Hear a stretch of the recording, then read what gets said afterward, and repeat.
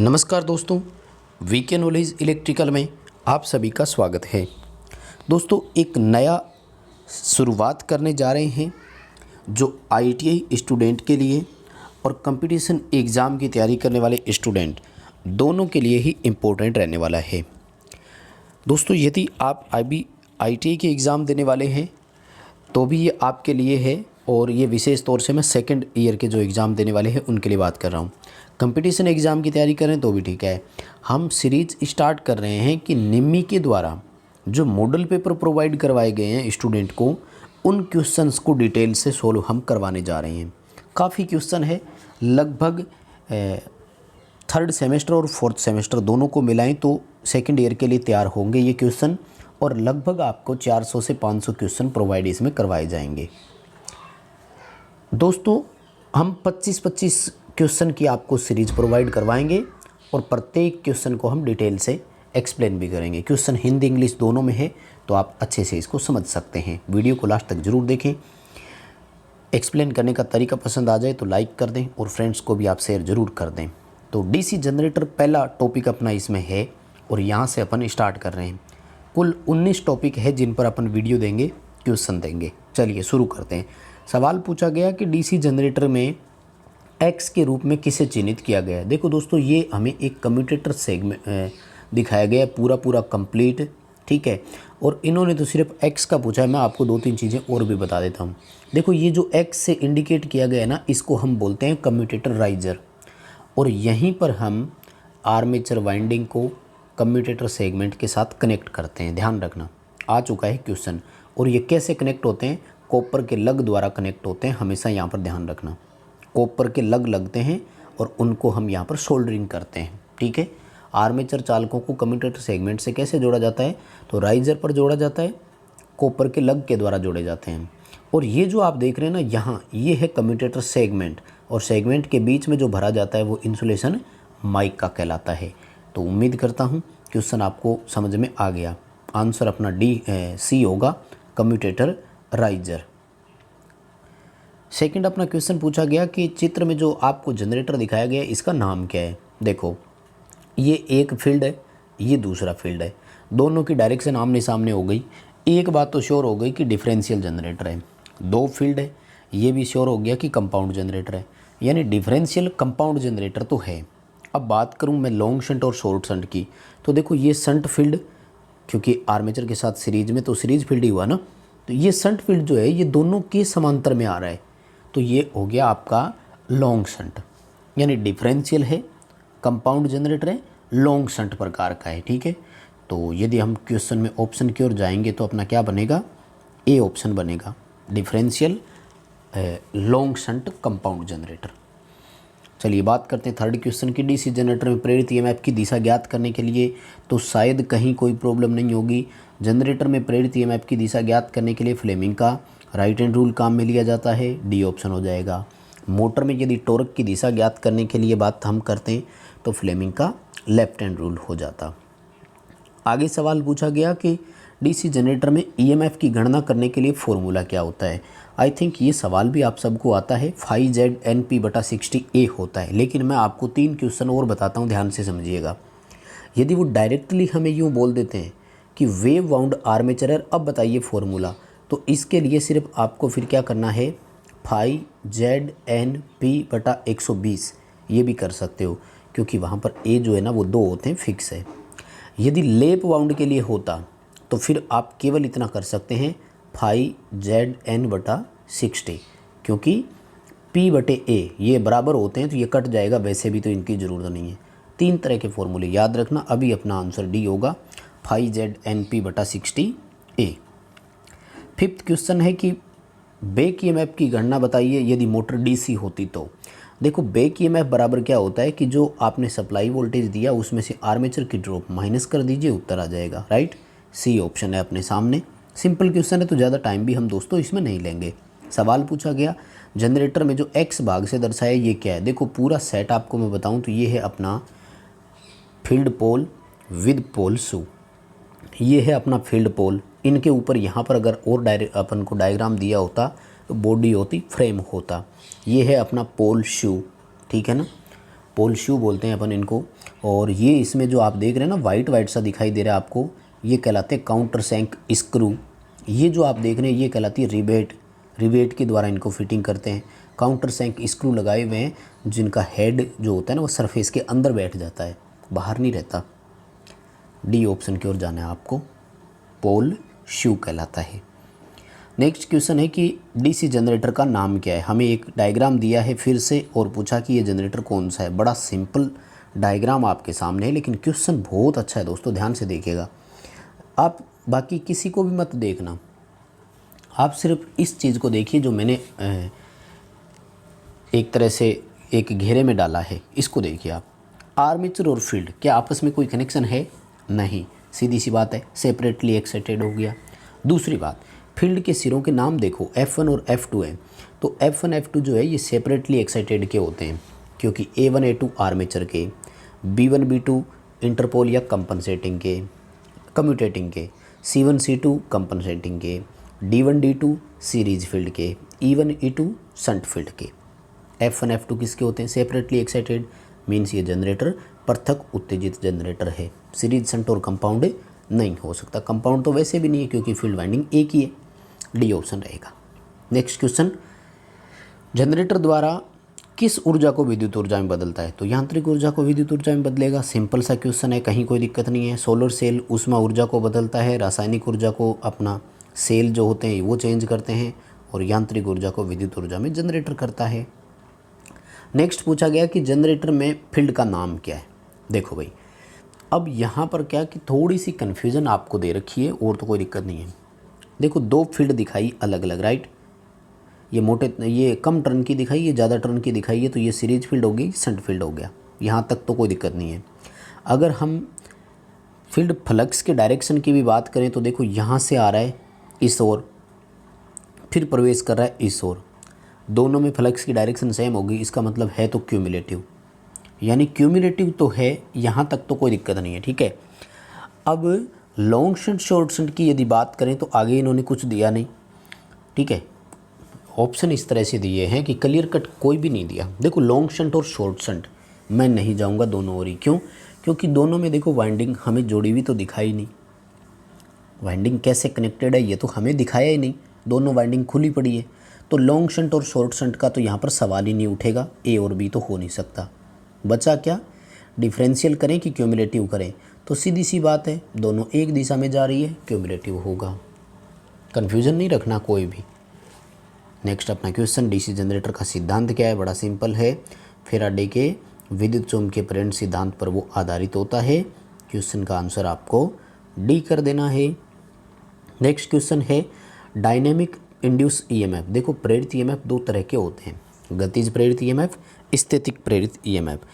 Generator यानी जैसे alternator हो गया, एसी डीसी कोई भी जनरेटर हो, उनमें प्रेरित ईएमएफ को गतिज प्रेरित ईएमएफ बोलते हैं। ट्रांसफार्मर और इंडक्शन मोटर में प्रेरित ईएमएफ को स्थैतिक प्रेरित ईएमएफ बोला जाता है। इनके लिए फॉर्मूला होता है BLV sin थीटा, और स्टैटिक ईएमएफ के लिए होता है d∅/dt × n, ठीक है, या फिर धारा परिवर्तन को भी ले सकते हो, di/dt से भी दिया जाता है कई बार। अभी अपना ऑप्शन जो है सी रहेगा, BLV sin थीटा, और वोल्ट में उत्तर आएगा, जहाँ B का मतलब होता है फ्लक्स घनत्व वेबर में, L का मतलब होता है चालक की लंबाई मीटर में, V का मतलब होता है वेलोसिटी ऑफ द कंडक्टर, चालक किस वेग से घूर्णन कर रहा है, और साइन थीटा का मतलब है चालक और चुंबकीय बल रेखाओं के बीच छेदन का कोण कितना है। ध्यान रखना यहाँ पर V का मतलब वोल्टेज नहीं है, वेलोसिटी है, वेलोसिटी यानी वेग है। नेक्स्ट अपना क्वेश्चन है कि चुंबकीय क्षेत्र की दिशा ज्ञात करने के लिए किस नियम का उपयोग करते हैं। अब देखिए दोस्तों, ये है एक कन्फ्यूजन वाला क्वेश्चन। इन्होंने ये तो बताया नहीं कि आप चुंबकीय क्षेत्र की दिशा किस में ज्ञात कर रहे हो। एक सीधे चालक में चुंबकीय क्षेत्र की दिशा ज्ञात करनी है, कि हमें जनरेटर में चुंबकीय क्षेत्र की दिशा, कि हमें मोटर में चुंबकीय क्षेत्र की दिशा, ठीक है ना। तो एक तरह से जनरेटर का टॉपिक है, इसलिए इन्होंने तो राइट हैंड रूल को सही मान लिया, ठीक है, क्योंकि ऑप्शन के अकॉर्डिंग अगर अपन बात करें तो डी ऑप्शन इसके अकॉर्डिंग सही माना जा रहा है। लेकिन वैसे अगर देखा जाए तो सारे इसमें सही है, क्योंकि धारावाही सीधे चालक में यदि हम चुंबकीय क्षेत्र की दिशा ज्ञात करते हैं तो वहाँ पर कोर्कस्क्रू नियम का भी उपयोग कर सकते हैं अपन, और अपन उसमें राइट हैंड उसमें राइट हैंड ग्रिप रूल का भी उपयोग कर सकते हैं, जिसको थंब रूल भी कहा जाता है। अंगूठा धारा प्रवाह की दिशा को दिखाई तो मुड़ी हुई उंगलियां चुंबकीय क्षेत्र की दिशा को। राइट हैंड पाम रूल जो है ये सोलेनोइड के लिए आ जाता है। मोटर में फ्लेमिंग का बाएं हाथ का नियम आ जाता है। तो क्वेश्चन अधूरा था। यदि ये होता ना कि जनरेटर में ईएमएफ चुंबकीय क्षेत्र की दिशा, तो डी ऑप्शन की ओर जाना था। वैसे चारों ऑप्शन सही है, ध्यान रखना। एक बार दोबारा बता दूं, कोर्क स्क्रू नियम, धारावाही सीधे चालक का चुंबकीय क्षेत्र ज्ञात करना, दाएं हाथ हथेली का नियम, सोलेनोइड की चुंबकीय क्षेत्र की दिशा, फ्लेमिंग के बाएं हाथ का नियम, प्रेरित अपन मान लीजिए यांत्रिक बल की दिशा बोल सकते हैं, और यूँ कह सकते हैं कि मोटर में चुंबकीय क्षेत्र की दिशा, और फ्लेमिंग का दाएं हाथ का नियम, ये प्रेरित ईएमएफ की दिशा या फिर जनरेटर में चुंबकीय क्षेत्र की दिशा। अगला सवाल पूछा गया कि डीसी जनरेटर का कौन सा भाग हमें दिखाई। देखिए बाहरी भाग है, ये आई बोल्ट हो गया, ये टर्मिनल बॉक्स हो गया, ये फाउंडेशन वाले बोल्ट हो गए, और ये हो गई कंप्लीट जो संरचना इसकी है, ये बॉडी। बॉडी को हम फ्रेम बोल सकते हैं, योक बोल सकते हैं। तो डी ऑप्शन अपना इसमें सही रहेगा। नेक्स्ट 14वां क्वेश्चन पूछा कि 4 पोल वाले डीसी जनरेटर में डुप्लेक्स लेप वाइंडिंग के समांतर रास्ते कितने होंगे। डुप्लेक्स लेप में क्या होता है, पोल इंटू प्लेक्स होता है। तो देखो डुप्लेक्स है इसलिए 2 आ जाएंगे, और पोल है 4, तो 8 रास्ते हो जाएंगे। ठीक है, यहाँ पर सिर्फ इतना नहीं कि जितने पोल है उतने रास्ते कर दोगे, पोल इंटू प्लेक्स होता है। अगर यही डुप्लेक्स वेव होता तो वहाँ पर 2 इंटू प्लेक्स करते, तो फिर 4 रास्ते आते। आगे फिर सवाल पूछा गया कि डीसी जनरेटर के भाग का नाम बताइए, कौन सा भाग हमें दिखाया। देखो ये है आर्मेचर की कोर, जो आर्मेचर की ना वी सेगमेंट में होती है, ज़्यादा बड़ी अगर कोर हो तो। मैं बात करूं कंप्लीट तो ये कहलाते हैं स्लॉट। ये जो छोटे छोटे डॉट बिंदु दिखाई दे रहे हैं इनको बोलते हैं एयर डक्ट, और ये जो बीच में आपको दिखाई दे रही है ये कहलाती है शाफ्ट। ठीक है, तो आर्मेचर कोर लेमिनेशन करेंगे, डी ऑप्शन की ओर हमें जाना है। नेक्स्ट क्वेश्चन है डीसी जनरेटर में इंटरपोल कैसे जुड़ते हैं। आर्मेचर के साथ सीरीज में जुड़ते हैं, स्पार्किंग कम करने के उद्देश्य से लगाते हैं, जितने मेन पोल होते हैं उतने ही लगाए जाते हैं। नेक्स्ट क्वेश्चन कि सेल्फ एक्साइटेड जनरेटर में अवशिष्ट चुंबकत्व की जरूरत क्यों है। Build up for the voltage, voltage बनाने के लिए। यदि अवशिष्ट चुंबकत्व नहीं होगा जनरेटर वोल्टेज नहीं बनाएगा। नेक्स्ट क्वेश्चन, हाँ वेरी वेरी इंपॉर्टेंट क्वेश्चन है। यदि आप कंपटीशन एग्जाम की तैयारी कर रहे हैं तब भी आपके लिए ये बहुत इंपॉर्टेंट क्वेश्चन है, ज़रूर इसको आप अच्छे से समझें। सवाल पूछा गया कि डीसी मशीन में वो कौन से 2 बिंदु हैं जो ब्रश संपर्क प्रतिरोध को मापते हैं। ब्रश कॉन्टैक्ट रेजिस्टेंस अपन बोलते हैं ना, कौन सा होता है वो होता है कम्यूटेटर और ब्रशों के बीच का रेजिस्टेंस। यहाँ कितना रेजिस्टेंस आया इसके बीच में। ठीक है, सी ऑप्शन की ओर जाएंगे, ब्रश और कम्यूटेटर के बीच का रेजिस्टेंस। नेक्स्ट अपना क्वेश्चन है कि किस वोल्टेज ड्रॉप को एक्स के रूप में दर्शाए। देखो ये है जनरेटर में टर्मिनल वोल्टेज और लोड करंट विशेषता वक्र। ठीक है, तो इसको अपन बोलते हैं बाह्य विशेषता या लोड विशेषता वक्र, यानी भार संयोजित होने के बाद जनरेटर की कार्यप्रणाली कैसी होगी। ठीक है, और हम सब जानते हैं कि भार बढ़ने पर वोल्टेज घटती है। देखो जब लोड 0 था तो वोल्टेज मैक्सिमम था, जैसे जैसे भार बढ़ता गया वोल्टेज घट करके देखिए यहाँ तक आ गई, इतनी दूरी तक। हालांकि ये रेटेड ईएमएफ यहीं तक है, उसके बाद नहीं घटेगा। ठीक है, ये जो हिडन लाइन दिखाई है ना डॉट वाली, ये वाली। अब सवाल ये है कि जनरेटर की वोल्टेज रहनी चाहिए थी यहाँ तक, लेकिन इतनी आई, ये ड्रॉप इतना बीच में क्यों आया। तो इसमें 2 ड्रॉप मिले हुए होते हैं। कौन से मिले होते हैं, 2 ड्रॉप इसमें आपको मिले हुए होते हैं। कौन कौन से होते हैं 2 ड्रॉप, एक होता है आर्मेचर रिएक्शन के कारण ड्रॉप, और एक होता है आर्मेचर प्रतिरोध के कारण वोल्टेज ड्रॉप। तो पहले जो आता है ना ऊपर से, वो आपका आर्मेचर रिएक्शन के कारण आता है, फिर आर्मेचर रेजिस्टेंस के कारण आता है। यानी इसमें आर्मेचर प्रतिक्रिया का ड्रॉप आएगा और उसके बाद में IA इंटू RA का ड्रॉप आएगा। तो X वाला जो है आर्मेचर रिएक्शन का ड्रॉप है, और यहाँ पर अगर पूछा होता ना तो ये होता आर्मेचर प्रतिरोध के कारण वोल्टेज ड्रॉप। अभी आपको सी ऑप्शन की ओर जाना है। नेक्स्ट क्वेश्चन है कि कंपाउंड जनरेटर का नाम क्या है यदि शंट फील्ड आर्मेचर के साथ समांतर में। कंपाउंड जनरेटर है और शंट फील्ड जो है वो अकेले आर्मेचर के साथ है, तो हो गया शॉर्ट शंट कंपाउंड। अगर सीरीज और आर्मेचर दोनों के साथ समांतर में होता तो लॉन्ग शंट होता। ठीक है, अभी आपको क्यूमुलेटिव या डिफरेंशियल की ओर तो जाना ही नहीं है, लॉन्ग शंट शॉर्ट शंट की ओर ही जाना है अभी। और चलिए 21वें क्वेश्चन की ओर चलते हैं। वो कह रहा है कि डीसी जनरेटर के आर्मेचर कोर को लेमिनेट क्यों करते हैं। दोस्तों वेरी वेरी इंपॉर्टेंट क्वेश्चन है, कंपटीशन एग्जाम में ये बार बार आता है ऐसा क्वेश्चन, ठीक है।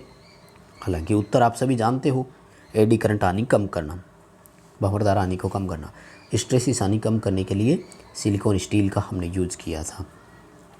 अगला क्वेश्चन कह रहा है कि डीसी जनरेटर के आर्मेचर का प्रतिरोध बहुत कम होता है। कितना होता है? 1 ओम या इससे भी कम।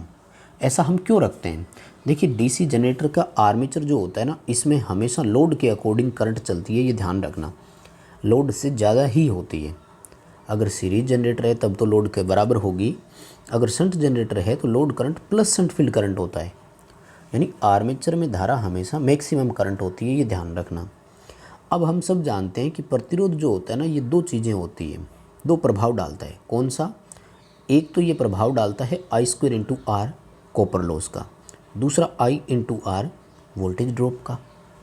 अगर रेजिस्टेंस अधिक होगा तो कॉपर लॉस अधिक होगा, बहुत ज़्यादा जनरेटर गर्म भी होगा, इंसुलेशन नष्ट हो सकता है, शॉर्ट हो जाएगा। यदि रेजिस्टेंस बहुत अधिक होगा तो वोल्टेज ड्रॉप भी ज़्यादा कराएगा, और करंट इस पर डिपेंड है नहीं, क्योंकि करंट तो लोड के अकॉर्डिंग चलना है।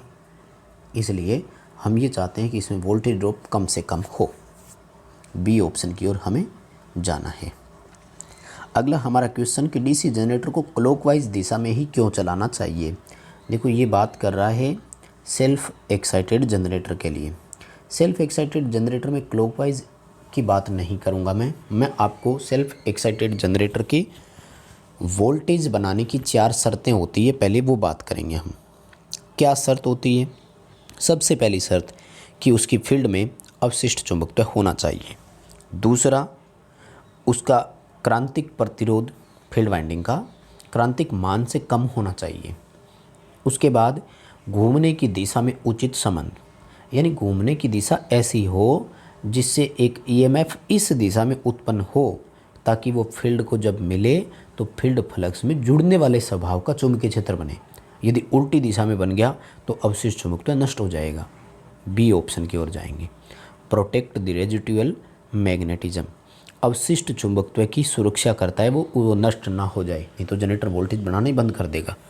अगला क्वेश्चन, बड़े जनरेटरों में कंपनसेटिंग वाइंडिंग काम में क्यों लेते हैं। कंपनसेटिंग को हिंदी में क्षतिपूर्ति वाइंडिंग भी बोलते हैं, घुमावदार क्षतिपूर्ति लिख दिया ना। कंपनसेट करती है, किसको कंपनसेट करती है? आर्मेचर रिएक्शन के कारण जो प्रॉब्लम जनरेटर में आई थी, जो वोल्टेज ड्रॉप जनरेटर में होना था। सी ऑप्शन की ओर जाना है। न्यूट्रलाइज आर्मेचर रिएक्शन, आर्मेचर प्रतिक्रिया प्रभाव को समाप्त करना। नेक्स्ट अपना question, DC generator voltage build up नहीं कर पा रहा है, क्या कारण हो सकता है। देखो वोल्टेज बिल्डअप, ब्रूस ढीले, अगर ढीले ब्रूस होंगे तो स्पार्किंग ज़्यादा होगी, वोल्टेज तो बनाएगा। आर्मेचर का प्रतिरोध अधिक है तो ड्रॉप अधिक होगा, वोल्टेज बनाने में ये कोई समस्या नहीं करेगा। फील्ड का प्रतिरोध उसके क्रांतिक मान से ऊपर है तो वोल्टेज नहीं बनाएगा, क्योंकि फील्ड उसकी फ्लक्स बनाने में सक्षम नहीं है, फील्ड की ओर धारा जा ही नहीं रही है। गति अधिक होगी तो ईएमएफ उल्टा अधिक ही बनेगा, क्योंकि प्रेरित ईएमएफ गति के समानुपाती है यहाँ एक तरह से। सी ऑप्शन की ओर जाएंगे कि फील्ड का प्रतिरोध क्रांतिक प्रतिरोध मान से अधिक है, जबकि नहीं होना चाहिए। तो बस दोस्तों ये है 25 क्वेश्चन आज के लिए अपने। हर दिन आपको 25 क्वेश्चन प्रोवाइड करवाएंगे। 2 नवंबर को एग्ज़ाम होने हैं, उससे पहले आपको सारे क्वेश्चन प्रोवाइड करवा दिए जाएंगे। वीडियो पसंद आए तो लाइक ज़रूर करें। सीरीज़ की व्यवस्था आपको कैसी लगी कमेंट करके बताएं कि हाँ इस सीरीज़ को हम जारी रखें। कंपटीशन एग्ज़ाम वाले भाई इसको ज़रूर देखें, क्योंकि इस तरह के क्वेश्चन आते हैं, और लगभग कंपटीशन वालों के लिए भी टॉपिक वाइज आपके सभी क्वेश्चन भी एक बार फिर कंप्लीट हो जाएंगे। चैनल पर नए हो तो सब्सक्राइब ज़रूर करें। हाँ, वीडियो को शेयर करना ना भूलें।